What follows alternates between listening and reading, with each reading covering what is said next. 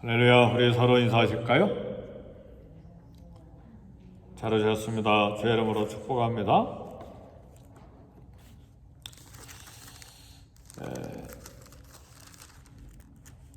이사야 11장에 보면 이리가 어린 양과 함께 살고 또 사자가 소처럼 풀을 뜯고 그리고 어린아이가 독사굴에 손을 넣고 이렇게 장난치는 그런 말씀이 나옵니다. 이 말씀이 구체적으로 실현되는 예언의 말씀이 오늘 우리가 봉독한 이사야 19장 23절에서 25절의 말씀입니다.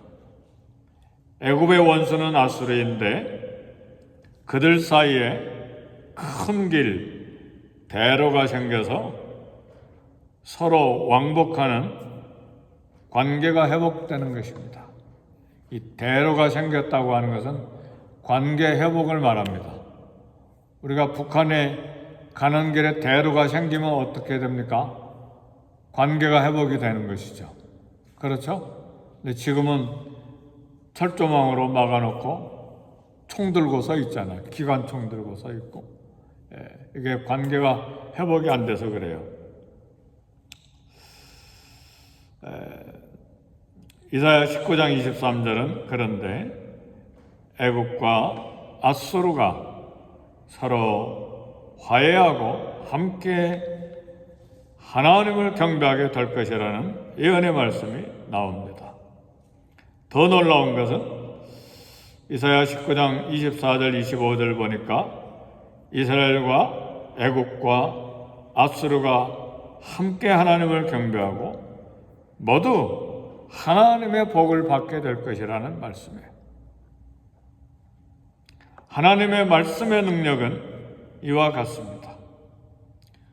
도저히 함께 할 수 없는 원수들을 하나로 만드는 것이 하나님 말씀의 능력입니다. 예수님 제자들 중에도 12제자가 있는데 절대 같이 할 수 없는 사람들이 있었는데 열심당원이 가나안 시몬과 세리 마태, 주님이 주시는 평화로 관계가 회복이 돼서 같은 제자가 됐어요.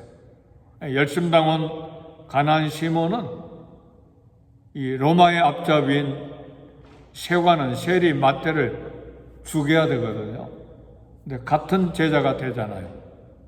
그렇죠? 같은 사도가 되잖아요. 하나님의 능력이요, 예수님의 능력이요, 또 하나님 원하시는 것입니다. 제가 세상에 들어올 때 가장 먼저 깨진 것이 있어요. 뭐가 깨졌느냐? 하나님과 인간관계가 깨져버렸어요. 죄는 인간과 하나님과의 관계를 깨뜨리고 인간과 인간의 관계를 깨뜨렸습니다.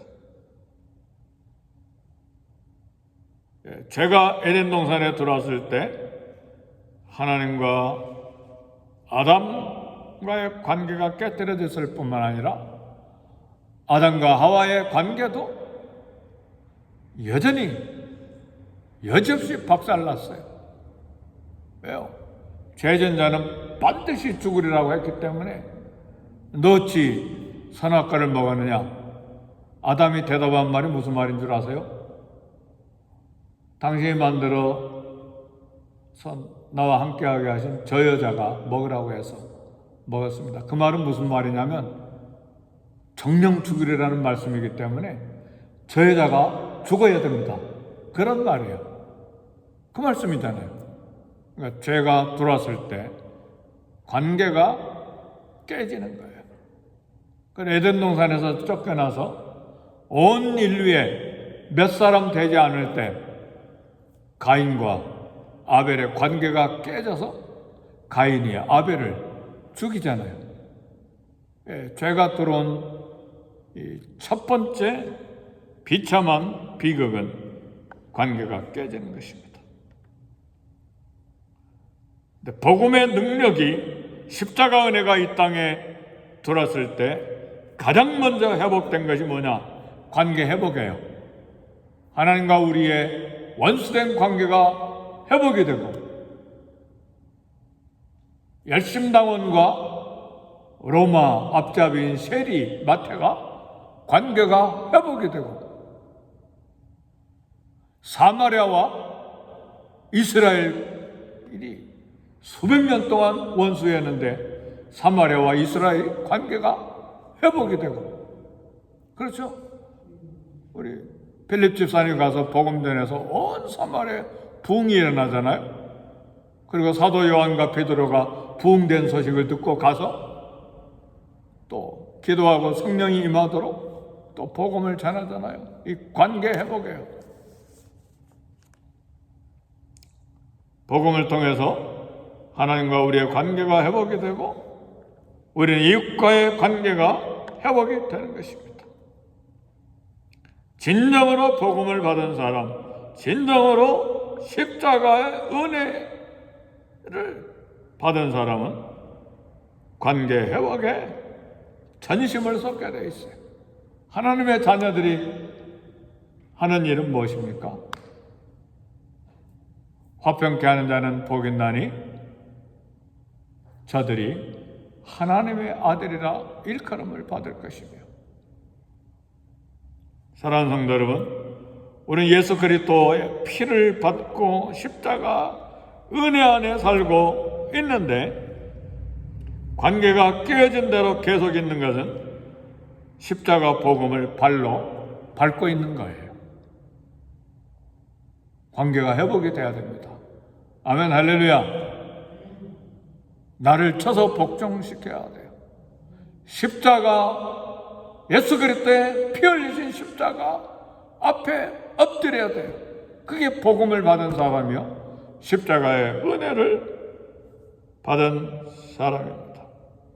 이스라엘과 아수르와 애굽 모두가 하나님의 축복을 받게 될 이 예언은 온 세계가 하나님께 돌아오게 될 것이라는 예언입니다. 아수르는 잔인하기로 유명한 나라예요. 이스라엘의 원수예요. 왜요? 북쪽 이스라엘을 BC 722년에 완전히 멸망시켜버렸잖아요. 수많은 북쪽 이스라엘 열지파 사람들을 죽이고 일부는 아수르로 데려가고, 북쪽 이스라엘이 살았던 사마리아에는 이상한 이방 족속을 이사오게 해서 살게 해서 민족이 혼혈되게 만드는, 그리고 남쪽 유다와 사마리아 사람들이 수백 년간 서로 길이 다 막혀 있잖아요. 예수님조차도 사마리아를 통과하려고 그러는데 노하잖아요, 사마리아 사람들이. 그렇잖아요? 네, 복음이 와서 관계를 다 회복시키는 기적을 일으켰습니다. 아수르는 악한 나라요, 잔인한 나라요. 이제 남쪽 유다를 멸망시키려고 지금 이사야 19장 현장에는 아수르 군대가 18만 5천 명이 예루살렘을 포위하고 있는 중이에요. 철저한 원수예요. 아수르 18만 5천 명이 예루살렘을 함락하면 아수르는 너무 잔인하기 때문에 임신한 여인들도 배를 갈라요. 남자들은 다 죽일 거예요. 그리고 여자들은 포로로 다 사로잡아 갈 거예요.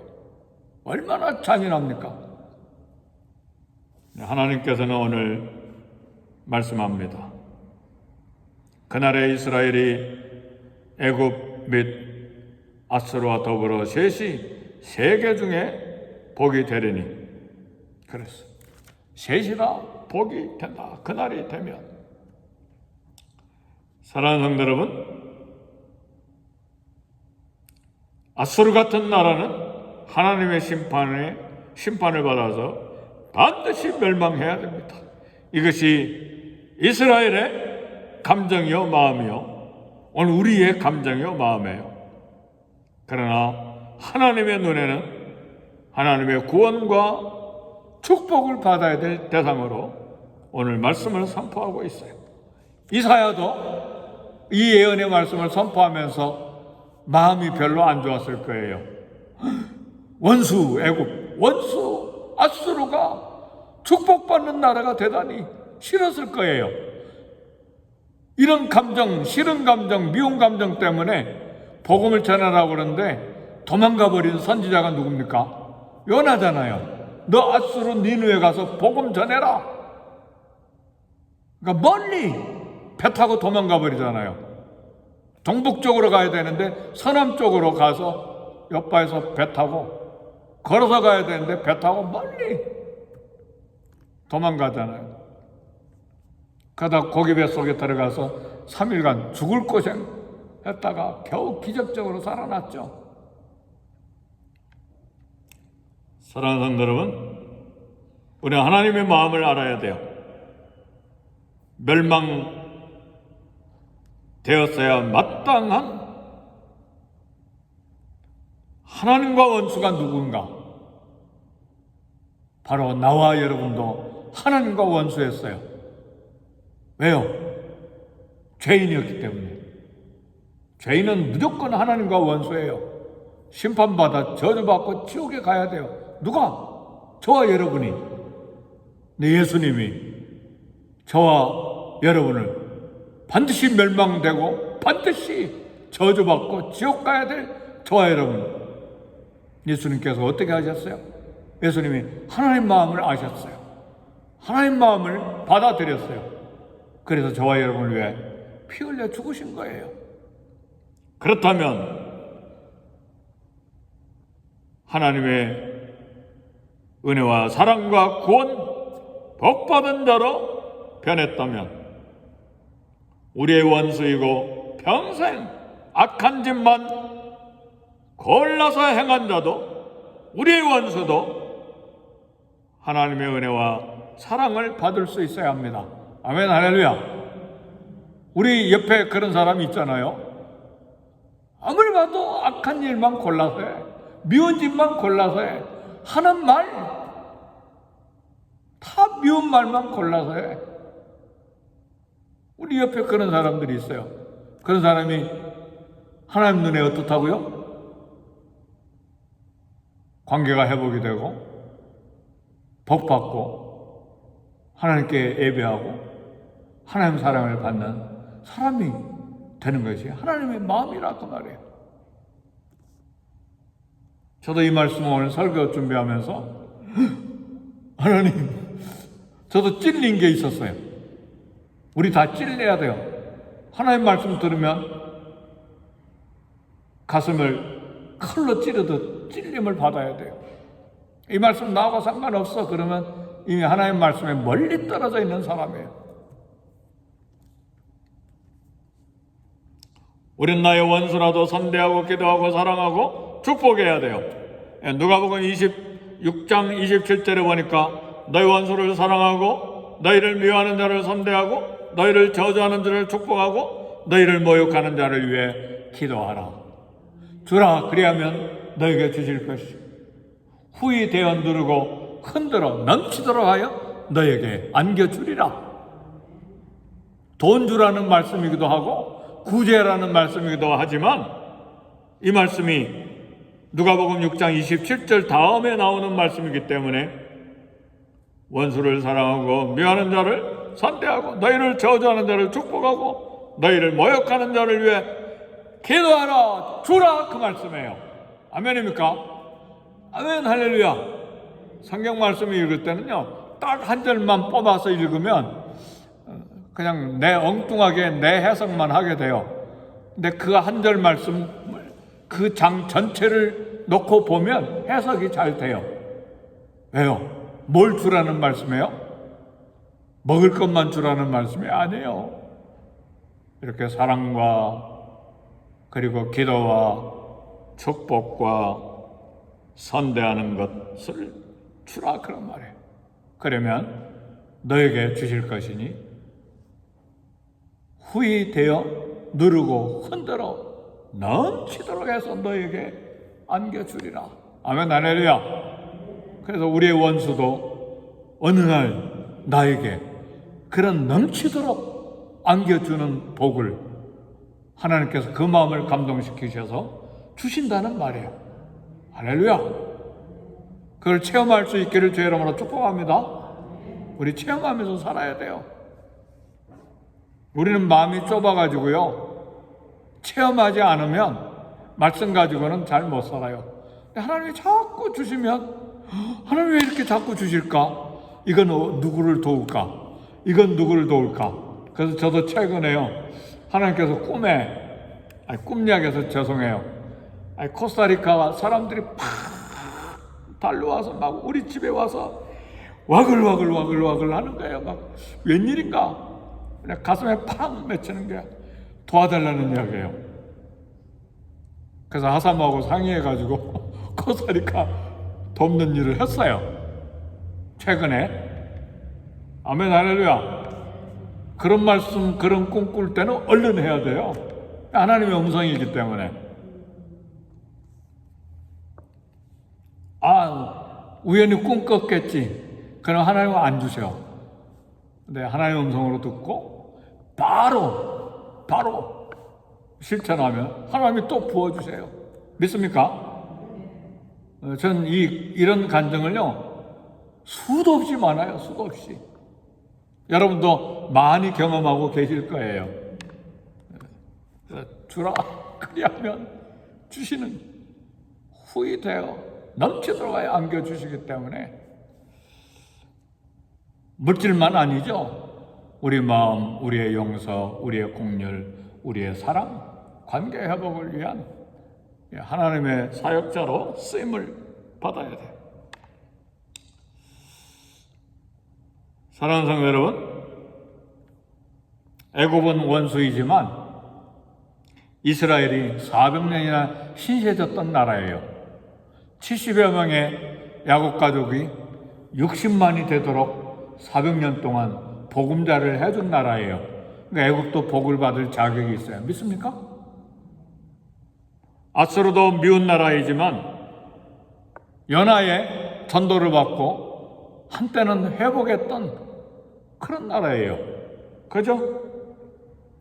페르시아는 어떤 나라예요? 지금 이란이잖아요. 페르시아가 어떤 나라예요? 옛날에요, 다니엘도 나라에서 일하게 하고 에스라와 느헤미도 고관 높은 이 페르시아 정부에서 일하도록 페르시아 왕들이 보호해 준 사람이고, 페르시아에서 어떤 유대인 여자는 왕비가 됐잖아요. 그렇죠? 그 페르시아의 고레스 원년에는 고레스 페르시아의 왕이 유대인들은 모두 다 예루살렘에 돌아가서 성전을 지어라. 그 포로가 수만 명이 돌아가도록 하고 바벨론이 가져갔던 성전의 기물을, 그 엄청난 금과 은과 기구들을, 그게 막 수십억 수백억이 되는 그런 돈인데 그걸 다 줘서 예루살렘 성전을 짓도록 했잖아요. 페르시아가 그런 나라예요. 그러니까 이스라엘이 이란을 원수로 생각하면 안 돼요. 아멘입니까? 못된 짓 해도 과거에 관계가 좋았던 그런 일을 생각해야 돼요. 그래서 축복해야 되는데 지금 이란과 이 이스라엘이 뭐하고 있어요? 서로 죽이는데 막 미사일 쏘고 있잖아요. 그러면 안 돼요, 하나님 믿는 사람들은. 아멘입니까? 물론 옛날에 관계가 좋았어요. 이란도 팔레비 왕조 때 미국과도 관계가 좋고 이스라엘과도 관계가 좋았어요. 근데 호메이니인가 하메네인가 이상한 사람이 와서 막 이슬람 신정국가 만들면서 관계가 다 깨져버린 거죠, 지금. 그러나 페르시아, 이란도 관계가 회복이 되고 하나님께 복받는 나라가 돼야 됩니다. 그렇게 기도해야 돼요. 러시아도 일본도 중국도 하나님의 복음으로 하나님께 돌아와 복을 받아야 돼요. 우리가 세계를 위해 선교하는 것은 하나님의 마음 때문에요. 하나님 마음이 어떤 마음입니까? 계시록에 보니까 구원받은 사람이 이스라엘 사람과 미국 사람과 영국 사람과 한국 사람만 천국에 오는 것이 아니라 계시록 7장에 보니까 각 나라와 족속과 백성과 막 열방의 허다한 민족들이 나와서 아무로도 셀 수 없는, 능히 셀 수 없는 숫자가 전 세계에서 나와서 어린 양과 하나님 보좌 앞에서 구원의 은혜를 찬양하는 모습이 나오잖아요. 각 나라, 한국과 미국과 영국과 이스라엘만 천국에 가는 게 아니에요. 모든 나라, 각 나라와 족속과 백성과 방언에서 아무로도 능히 셀 수 없는 허다한 백성들이 나와서 어린 양과 하나님을 찬양하는 것이 하나님의 비전이에요. 믿습니까? 그러면 선교한다는 건 뭐예요? 우리가 그런 비전을 가지고 세계에 나가서 복음을 전하는 거잖아요. 하물며 한 교회, 한 가정, 예수를 믿고 한 하나님, 한 예수님을 믿는 우린 관계가 회복이 되고 함께 하나님께 경배하고 함께 복을 받아야 돼요. 그래서요, 결론의 말씀을 드립니다. 하나님이 어떻게 25절에 말씀하십니까? 내 사랑하는 유다 백성이여 그러지 아니하고, 25절 다 같이 한번 큰 소리 읽어봅시다. 시작. 이는 만군의 여호와께서 복주시며 이르시되 내 백성 애굽이여 내 손으로 지은 아수르여 나의 기업 이스라엘이여 복이 있으리지어다 하실 것입니다. 하나님께서 내 백성 이스라엘이여 유다여만 말씀하시는 것이 아니라 내 백성 애굽이여 내 백성 아수르여 선포하고 계시잖아요. 이게 하나님의 마음이에요.